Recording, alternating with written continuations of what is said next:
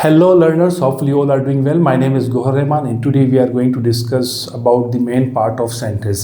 But before discussing that part, I would like to ask you a simple question. मैं एक simple question पूछना चाहूँगा main parts of sentence पढ़ाने से पहले कि मेरा जो हाथ पड़ा है किस चीज़ पर पड़ा है, आपको क्या नज़र आ रहा है? आई नो कि आप में से ज़्यादातर लोग यही कहेंगे कि मैंने हाथ एक दीवार पर रखा है। आपने दीवार आंसर क्यों कहा? क्योंकि आपको एक स्ट्रक्चर नज़र आया जो एक दीवार के शेप में है। लेकिन आप ये भी कह सकते थे कि मेरा हाथ किसी सीमेंट पर पड़ा है, मेरा हाथ किसी पेंट पर है, या मेरा हाथ ब्रिक्स पर है जिसके बेसिस पर ये दीवार, ये स्ट्रक्चर बना है। लेकिन बात यह है कि हमें हमेशा एक स्ट्रक्चर नज़र आता है, हम उसके इंग्रेडिएंट्स या उसके जो बिल्डिंग ब्लॉक्स हैं या उसके जो एलिमेंट्स हैं उसको हम इग्नोर करके हम पूरे स्ट्रक्चर को देखते हैं। ठीक है, इसी तरह से अगर हम बोर्ड की बात करें, बोर्ड आपके सामने, तो बोर्ड भी आपके सामने एक स्ट्रक्चर है और आप उसी की और वो एक स्ट्रक्चर ही बना हुआ है, उसके अंदर कौन से एलिमेंट्स यूज़ हैं उसको हम इग्नोर करके हम पूरा स्ट्रक्चर देखते हैं। इसी तरह सेंटेंस भी जो है एक स्ट्रक्चर है और उस स्ट्रक्चर को समझने के लिए हमें उसके मेन पार्ट्स को समझना होता है। और मेन पार्ट्स कौन से इंग्लिश के सेंटेंस के? वो हैं subject, verb, object and complement and extension. तो इन पांचों को पढ़ने से पहले हम सबको सेग्रीगेट करेंगे और हर टॉपिक को वन बाय वन अलग से समझने की कोशिश करेंगे। तो फर्स्ट टॉपिक जो है हमारे पास है वो है सब्जेक्ट। सब्जेक्ट की दो डेफिनेशंस हैं व्यूअर्स, एक है डूअर ऑफ एक्शन और दूसरी है मैटर ऑफ डिस्कशन। अब अक्सर बच्चे सिर्फ एक डेफिनेशन पढ़ते हैं और जब दूसरे डेफिनेशन का सेंटेंस उनके सामने आता है तो कंफ्यूज हो जाते हैं। तो हम इसे स्टेप बाय स्टेप ईजिली समझेंगे कि डूअर ऑफ एक्शन क्या होता है और मैटर ऑफ डिस्कशन क्या होता है। डूअर हम कहते हैं करने वाला कोई काम, और एक्शन कहते हैं हम काम को।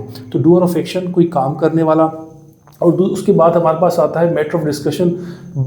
मैटर कहते हैं मुद्दे को, मसले को, और डिस्कशन कहते हैं बातचीत को। तो इसका मतलब ये हुआ कि हम सब्जेक्ट को दो हिस्सों में डिवाइड कर सकते हैं। एक सब्जेक्ट वो होता है जो काम करने वाला होता है और दूसरा वो होता है जो जिसमें हम उसके किसी चीज़ के बारे में बात कर रहे होते हैं। मिसाल के तौर पर जैसे हम बोर्ड, दीवार की बात करते हैं या बोर्ड की बात करते हैं तो ये हमारे उन जुमलों में मैटर ऑफ डिस्कशन थे। लेकिन अगर मैं ये कहूँ कि इस लेक्चर को ये लेक्चर या ये टॉपिक जो है कौन पढ़ा रहा है, तो जाहिर सी बात है मैं पढ़ा रहा हूँ, तो I am the doer of action. अब हमारे पास चंद सेंटेंस लिखे हुए हैं और वन बाय वन हम हर सेंटेंस को एनालाइज करेंगे और उसमें हम देखेंगे कि इनमें सब्जेक्ट कौन सा है।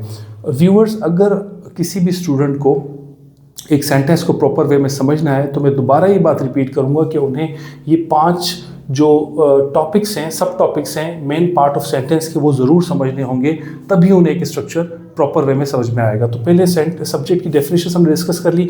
अब इन सब सेंटेंस में हम सब्जेक्ट को ढूंढेंगे कि इनमें सब्जेक्ट हैं कौन से। फर्स्ट अगर हम देखें जुमला, चिल्ड्रन प्लेड क्रिकेट, बच्चों ने क्रिकेट खेला, तो इसमें अगर हम देखें कोई एक्शन हो रहा है और वो एक्शन जो है खेलने का हो रहा है और वो जो खेला जा रहा है वो क्रिकेट खेली जा रही है, लेकिन वो एक्शन कर कौन रहा है? तो आपके सामने चिल्ड्रन लिखा हुआ है, यही हमारा सब्जेक्ट है। Second sentence, students read newspaper, बच्चे स्टूडेंट्स अखबार पढ़ते हैं, शागिर्द अखबार पढ़ते हैं, तो स्टूडेंट्स जो है वो हमारे सब्जेक्ट हैं। थर्ड सेंटेंस में chef cooked a mouth watering dish, बावर्ची जो है उसने एक माउथ वाटरिंग डिश तैयार की। माउथ वाटरिंग मतलब ऐसी डिश जो आपके मुंह में पानी आ जाए जब आप उसे देखें। तो इसमें काम जो है शेफ़ ने किया। आई वॉच मूवी, मैंने एक मूवी देखी, तो इसमें मैंने काम किया, सब्जेक्ट है। इसके बाद जो सेंटेंस है वो है the teacher explain a challenging concept, teacher ने एक चैलेंजिंग कॉन्सेप्ट जो है स्टूडेंट्स को समझाया या एक्सप्लेन किया। तो इसमें जो एक्शन कर रहा है वो टीचर है। और उसके बाद जो 6 सेंटेंस है उसमें हमारे पास वी आर लर्निंग इंग्लिश, हम इंग्लिश पढ़ रहे हैं तो हम उसमें एक्शन कर रहे हैं। इसके साथ साथ 7th सेंटेंस में अगर हम देखें, Babar Azam is a good batsman, Babar Azam एक अच्छा खिलाड़ी है। अगर हम स्टार्टिंग के 6 सेंटेंस देखें तो उसमें कोई ना कोई एक्शन हो रहा था, कोई ना कोई काम हो रहा था। लेकिन अगर हम 7th सेंटेंस की बात करें तो इसमें हम बाबर आजम के बारे में डिस्कशन कर रहे हैं, बाबर आजम खुद कोई एक्शन नहीं कर रहा इस जुमले में, तो इसलिए हम इसे भी सब्जेक्ट कंसिडर करेंगे। लेकिन ये सब्जेक्ट है मैटर ऑफ डिस्कशन वाला, और इसके अलावा जो ऊपर हमने टॉपिक्स किए थे वो सारे थे डूअर ऑफ एक्शन वाले। फिर हम 8 पॉइंट पर आते हैं। तो 8 पॉइंट है हैंडकरचीफ वाज एक्सपेंसिव, जो रुमाल था वो महंगा था। इसमें भी हम सब्जेक्ट के बारे में बात करें, किसी चीज़ के बारे में बात करें, और वो है मैटर ऑफ डिस्कशन और वो सब्जेक्ट कंसिडर होगा। 9th सेंटेंस जो है my uncle is a doctor, मेरे चाचा डॉक्टर हैं, इसमें हम माय अंकल की बात कर रहे हैं तो ये पूरा ही सब्जेक्ट कंसिडर होगा। और लास्ट सेंटेंस में education is the key of success, education जो है वो सक्सेस की कुंजी है, कामयाबी की कुंजी है, इसलिए हमारे पास यहाँ पर जो सब्जेक्ट होगा वो होगा एजुकेशन। तो व्यूअर्स, होपफुली आप सबको समझ में आ गई होगी बात कि सब्जेक्ट के जो दो हिस्से होते हैं, मैटर ऑफ डिस्कशन और डूअर ऑफ एक्शन, इनमें डिफरेंस क्या होता है, इनको हम कैसे आइडेंटिफाई कर सकते हैं। इस तरह ही हम बाकी टॉपिक भी स्टेप बाय स्टेप पढ़ेंगे। Thank you.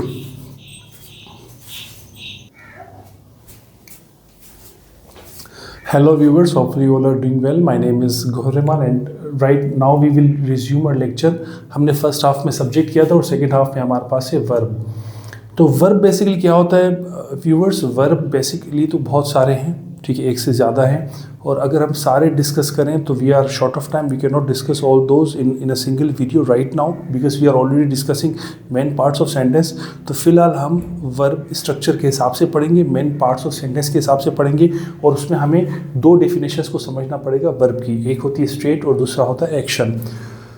जो एक्शन होता है वो काम शो करता है और जो स्टेट होता है वो हालत शो करता है जुमले में। अब इसमें डिफरेंस क्या है व्यूअर्स? इसका एक थंब रूल है, एक शॉर्टकट मेथड, वो ये है कि जब एक्शन हो रहा होता है तो उसे हम अपनी नज़रों से देख सकते हैं। वो जुमला इस तरह का होता है, इस नेचर का होता है कि अगर वो हमारे सामने हो रहा हो तो हम उसे अपनी नज़रों से देख सकते हैं। लेकिन अगर हम स्टेट की बात करें और स्टेट का जो वर्ब है यूज़ हो जुमले में, तो वो ऐसा काम होता है जिसे हम अपनी नज़रों से देख नहीं सकते।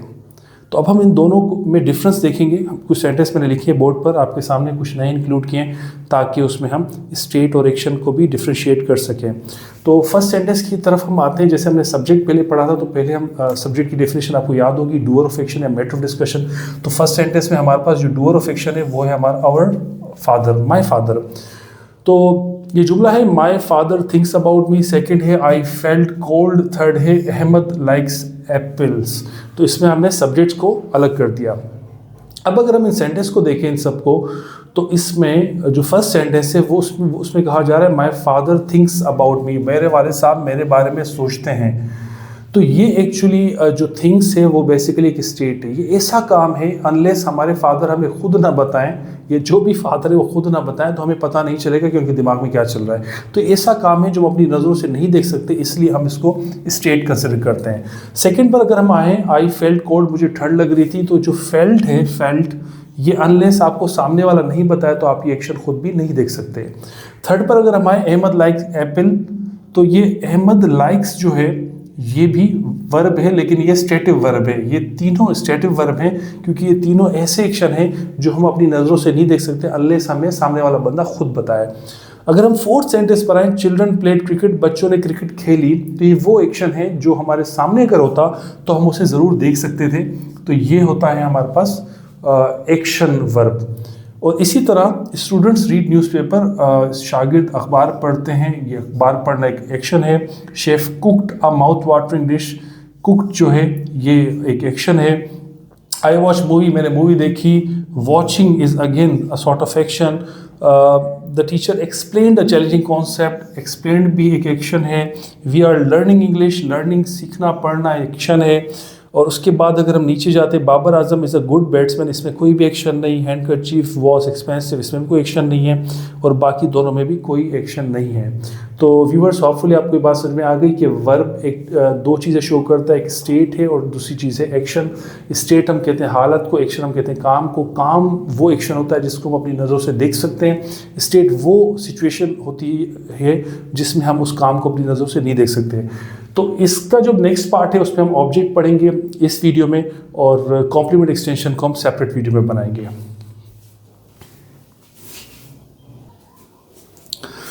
सो व्यूअर्स, अब हम इस वीडियो का लास्ट टॉपिक करने वाले हैं और वो है ऑब्जेक्ट। ऑब्जेक्ट क्या होता है? ऑब्जेक्ट बेसिकली वो चीज़ होती है जिस पर कोई एक्शन अफेक्ट करता है या कंप्लीट होता है।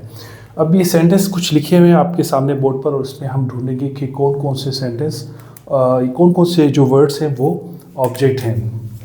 तो ऑब्जेक्ट को ढूंढने के लिए जब भी हम एक ऑब्जेक्ट फाइंड आउट करते हैं तो हम वहाँ पर कुछ क्वेश्चंस बनाते हैं जो हमें हेल्प आउट करते हैं किसी भी ऑब्जेक्ट को आइडेंटिफाई करने के लिए। जैसे 3 वर्ड्स हैं specially, what, who and home. What की मीनिंग आपको आती होगी क्या? हु मतलब कौन, और होम किसका या जिसका।